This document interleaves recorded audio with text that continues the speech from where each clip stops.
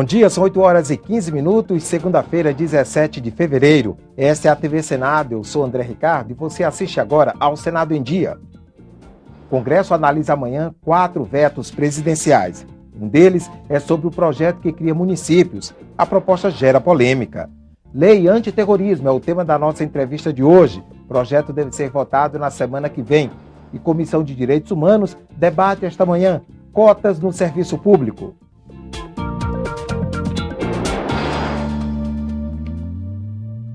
O Congresso deve analisar amanhã à noite 4 vetos presidenciais a propostas legislativas. Um deles se refere à criação de municípios. A norma, aprovada pelos parlamentares, pode ser substituída por projeto de lei complementar do governo, mas ainda é preciso negociar.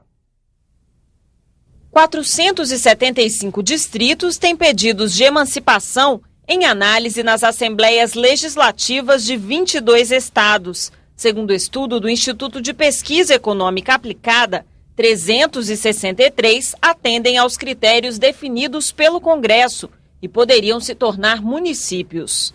O texto aprovado em outubro do ano passado determina que, em caso de criação ou desmembramento de município, o pedido deve ser feito à Assembleia Legislativa do Estado por pelo menos 20% dos eleitores residentes na área afetada. Já na fusão ou incorporação, seriam necessários, no mínimo, 10% dos eleitores de cada município envolvido. A Assembleia Estadual só pode aprovar a mudança após um estudo de viabilidade e um plebiscito. De acordo com o IPEA, as novas cidades gerariam um impacto de mais de R$1 bilhão no Fundo de Participação dos Municípios. A presidente Dilma Rousseff vetou a proposta, alegando aumento do gasto público e pulverização do FPM. Agora cabe ao Congresso decidir se mantém ou derruba o veto. Também devem ser votados amanhã os vetos sobre o repasse de recursos públicos às universidades comunitárias, o que normatiza a travessia de pedestres próximo às escolas e o que regula a condução de veículos de emergência. O projeto da lei antiterrorismo deve ser votado na semana que vem. O relator, senador Eunício Oliveira, vai unificar as propostas sobre o tema que tramitam no Senado. Uma das tarefas será deixar clara a diferença entre atos para aterrorizar a população e manifestações populares. A morte do cinegrafista da Bandeirantes, atingido por um explosivo enquanto gravava uma manifestação no Rio de Janeiro, esquentou o debate no Senado sobre uma lei antiterrorismo. Pessoas que vão encapuçadas, carregando bombas, carregando coquetel molotov nas mochilas para matar, para ameaçar, isso é terrorismo. Esse rapaz que soltou o rojão não é um terrorista, necessariamente. Ele é um homicida. Mas nós precisamos preencher o vazio da legislação, tipificar o crime de terrorismo. O Senado tem pelo menos 2 projetos que definem o crime de terrorismo. Um deles é o texto feito pela comissão criada para regulamentar artigos da Constituição. Grupos que provocam, mediante ações violentas, como bomba, sequestro, sabotagem, provocam medo, pânico generalizado, pavor nas pessoas. Né? E aí isso é terrorismo. O projeto fixa penas de 15 a 30 anos de prisão para o crime de terrorismo. Se resultar em morte, será de 24 a 30 anos. A punição é agravada em 1/3 nas seguintes situações: se forem usados explosivos, armas químicas, biológicas ou radioativas, se forem meio de transporte coletivo e locais de grande aglomeração, se o ato terrorista for praticado por um agente público, civil ou militar, ou contra autoridades, como o presidente da República. Nós estamos botando que o crime é inafiançável, nós estamos botando que a progressão para o terrorista é 4/5 da pena, diferente do restante do Código Penal. Portanto, nós estamos sendo muito duros quanto a essa penalização. A bancada do PT acredita que a proposta pode restringir as manifestações populares. Pelo que está ali, há muitas coisas que são expressão livre do pensamento, da organização, ficariam limitados. Então, eu acho que isso é muito preocupante. Terá que haver a configuração por parte do Ministério Público ou da Polícia Federal num inquérito circunstanciado. Nós não podemos dizer que qualquer manifestação que de repente quebre uma banca de revista ou mesmo incendeie um ônibus vire uma manifestação terrorista. O PT defende a parte do texto do novo Código Penal que define o terrorismo. Nós achamos que o do Código Penal ele deixa mais claro. Então por que não aproveitar coisas boas de um, de outro e de outros que existem também? Diante do impasse, os líderes resolveram adiar a análise da lei antiterrorismo no plenário.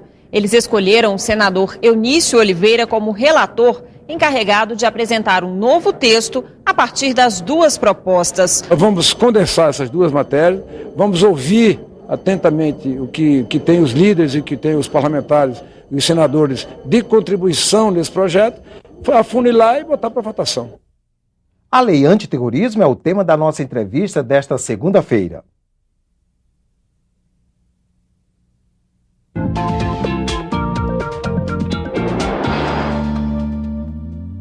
Joanisval Gonçalves é consultor do Senado, especialista em temas como inteligência, direito internacional e relações exteriores. Consultor, o Brasil é um país tido como pacífico, sem a ação sistemática de grupos extremistas. Nesse caso, por que um projeto contra terrorismo? Bom, o terrorismo é um fenômeno que tem se intensificado cada vez mais pelo mundo.